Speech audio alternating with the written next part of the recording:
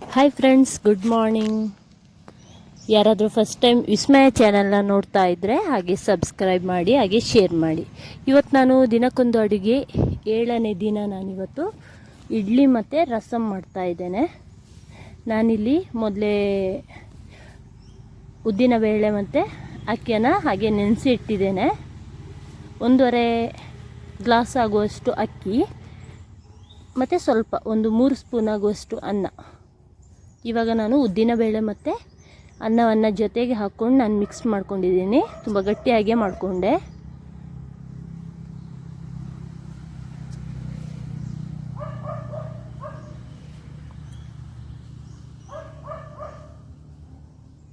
ಈಗ ಅಕ್ಕಿನ ರುಬ್ಕೊಳ್ತಾ ಇದ್ದೀನಿ. ತುಂಬ ನೈಸ್ ಏನು ಬೇಡ, ಸ್ವಲ್ಪ ತರಿ ತರಿಯಾಗೆ ಮಾಡಿ, ಆವಾಗ ಇಡ್ಲಿ ಸ್ವಲ್ಪ ಸ್ಮೂತಾಗಿ ಚೆನ್ನಾಗಾಗ್ತದೆ. ನೋಡಿ, ಈಗ 2 ಸಹ ಆಯಿತು. ಇವಾಗ ಚೆನ್ನಾಗಿ ಮಿಕ್ಸ್ ಮಾಡ್ಕೊಳ್ತಾ ಇದ್ದೀನಿ. ಅದು ಅನ್ನ ಇತ್ತಲ್ವ, ಅನ್ನದ ಅಂಟು ಸ್ವಲ್ಪ ಇರ್ತದೆ, ಅದು ಸ್ವಲ್ಪ ಚೆನ್ನಾಗಿ ಮಿಕ್ಸ್ ಮಾಡ್ಕೊಳ್ಬೇಕು. ಮಿಕ್ಸ್ ಮಾಡಿ ಇದನ್ನು ನಾನು ನೈಟೇ ಇಟ್ಟಿದ್ದೆ. ನೋಡಿ, ನೈಟೇ ಒಲೆ ಹತ್ರ ಇಟ್ಟಿದ್ದೆ, ಅದು ಚೆನ್ನಾಗಿ ಉಬ್ಬಿ ಬರ್ತದೆ. ಈಗ ಇದು ನೆಕ್ಸ್ಟ್ ಡೇ ಮಾರ್ನಿಂಗ್ ಚೆನ್ನಾಗಿ ಉಬ್ಬಿ ಬಂದಿದೆ. ಈಗ ಇದಕ್ಕೆ ರುಚಿಗೆ ತಕ್ಕಷ್ಟು ಉಪ್ಪು,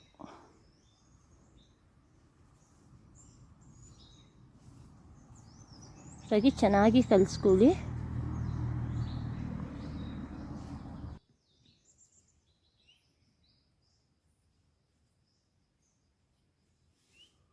ಇದು ಚೆನ್ನಾಗಿ ಈಗ ಮಿಕ್ಸ್ ಆಗಿದೆ. ನಾನಿಲ್ಲಿ ಸ್ಟೌವಲ್ಲೇ ಇಡ್ಲಿ ಮಾಡ್ತಾ ಇದ್ದೇನೆ. ಈ ಹದ ಇದ್ದರೆ ಸಾಕಿಟ್ಟು. ಇವಾಗ ಇದಕ್ಕೆ ಸ್ವಲ್ಪ ನೀರು ಹಾಕಿ, ಇಡ್ಲಿ ಪಾತ್ರೆಗೆ ನೀರು ಹಾಕಿ ಇಟ್ಟಿದ್ದೇನೆ. ಅದು ಬಿಸಿ ಆಗ್ತಾ ಬರುವಾಗ ನಾನು ಇಡ್ಲಿಯನ್ನು ಇಡ್ತಾ ಇದ್ದೇನೆ. ನೋಡಿ,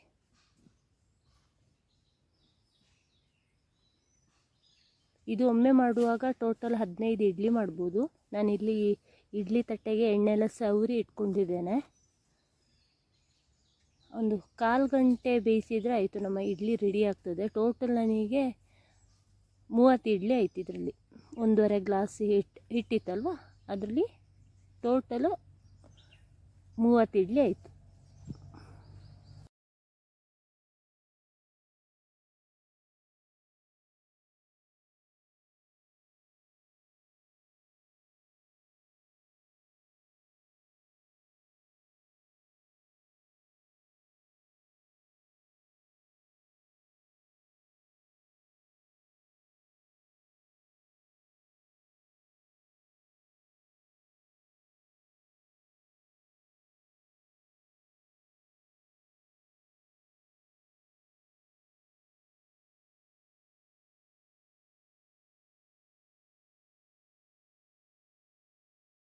ಈಗ ನಾನಿಲ್ಲಿ ರಸಮ್ ಮಾಡ್ತಾಯಿದ್ದೀನಿ. ನೀವೆಲ್ಲ ತೆಂಗಿನಕಾಯಿ ಸಾಂಬಾರು ಏನಾದರೂ ಮಾಡ್ತೀರಾ, ಆದರೆ ಅದು ತಿಂದು ಸಾಕಾಗಿದೆ ಅಂದರೆ ಈ ರಸಮಲ್ಲೂ ಸಹ ಚೆನ್ನಾಗೋಗುತ್ತೆ. ನಾನಿಲ್ಲಿ 2 ಟೊಮೆಟೊ, ಒಂದು 4 ಬೆಳ್ಳುಳ್ಳಿ ಮತ್ತು ಒಂದು 4 ಮೆಣಸು, ಹಸಿಮೆಣಸು ಮತ್ತು ಸ್ವಲ್ಪ ಜೀರಿಗೆ ಹಾಕ್ಕೊಂಡು ಚೆನ್ನಾಗಿ ಅದನ್ನು ಬೇಯಿಸ್ಕೊಳ್ತಾ ಇದ್ದೇನೆ. ಇದೀಗ ಬೆಂದಿದೆ. ಈಗ ಇದಕ್ಕೆ ಸ್ವಲ್ಪ ನೀರು ಸೇರಿಸ್ಕೊಂಡು ಚೆನ್ನಾಗಿ ನುಣ್ಣಗೆ ರುಬ್ಕೊಳ್ಳುವ.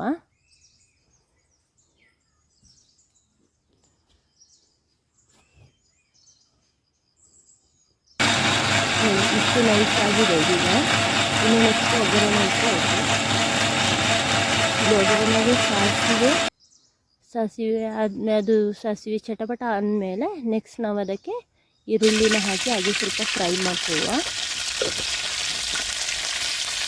ಇಲ್ಲಿ ನೀವು ಉಪ್ಪು ಎಷ್ಟು ಬೇಕೋ ಅಷ್ಟು ಉಪ್ಪು ಸಹ ಹಾಕ್ಕೊಳ್ಳಿ. ಬೇಗ ಕೆಂಪು ಕಲರು ಬರುತ್ತೆ, ಮತ್ತು ಉಪ್ಪು ಬೇಕಾದರೆ ನಿಮಗೆ ಸೇರಿಸ್ಕೊಳ್ಬೋದು.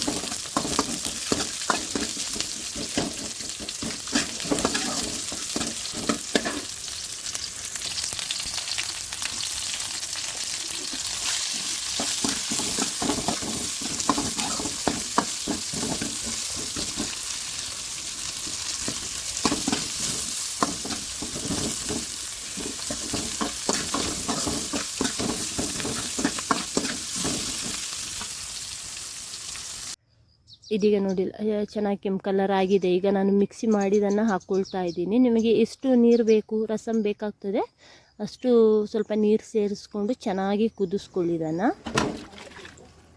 ನಿಮಗೆ ಉಪ್ಪು ಸಾಕಾಗಿಲ್ಲ ಅಂದರೆ ಬೇಕಾದರೆ ಉಪ್ಪು ಹಾಕ್ಕೊಳ್ಳಿ. ನಾನು ಇದಕ್ಕೆ ಬೇಳೆ ಅಂತ ಸಹ ಹಾಕ್ತಾ ಇಲ್ಲ, ನಾನು ಹಾಗೆ ಟೊಮೆಟೊ ರಸಮ್ ಮಾಡ್ತಾ ಇದ್ದೇನೆ. ಇದು ಚೆನ್ನಾಗಿ ಕುದಿ ಬರ್ತಾ ಇರ್ಬೇಕಾದ್ರೆ ಕೊತ್ತಂಬರಿ ಸೊಪ್ಪು ಸ್ವಲ್ಪ ಹಾಕಿ ಅದನ್ನು ಮುಚ್ಚಿಟ್ರೆ ಆಯಿತು, ನಮ್ಮ ರಸಮ್ ರೆಡಿ ಆಗ್ತದೆ. ಈ ಕೊತ್ತಂಬರಿ ಸೊಪ್ಪು ಹಾಕಿದ ತಕ್ಷಣ ಗ್ಯಾಸ್ ಆಫ್ ಮಾಡ್ತಾರೆ, ಆದರೆ ನಾನು ಸ್ವಲ್ಪ ಕುದಿಸ್ಕೊಳ್ತಾ ಇದ್ದೀನಿ. ಯಾಕಂದರೆ ಆ ಸೊಪ್ಪಲ್ಲಿ ನೀರಿನ ಅಂಶ ಸ್ವಲ್ಪ ಇರ್ತದಲ್ಲ, ನಾವು ತೊಳೆದಿರೋದು ನೀರಿನ ಅಂಶ ಇರ್ತದೆ, ಅದು ಸ್ವಲ್ಪ ಬಿಸಿ ಆಗಲಿ ಅಂತೇಳಿ ನಾನು ಹಾಗೆ ಮಾಡಿದೆ. ಇವಾಗ ನೋಡಿ ಇಡ್ಲಿ ಸಹ ರೆಡಿಯಾಗಿದೆ, ರಸಮ್ ಸಹ ರೆಡಿಯಾಗಿದೆ. ನೀವು ಒಮ್ಮೆ ಟ್ರೈ ಮಾಡಿ ನೋಡಿ ಹೇಗಾಯಿತು ಅಂತ ಕಮೆಂಟಲ್ಲಿ ಹೇಳಿ. Thank you.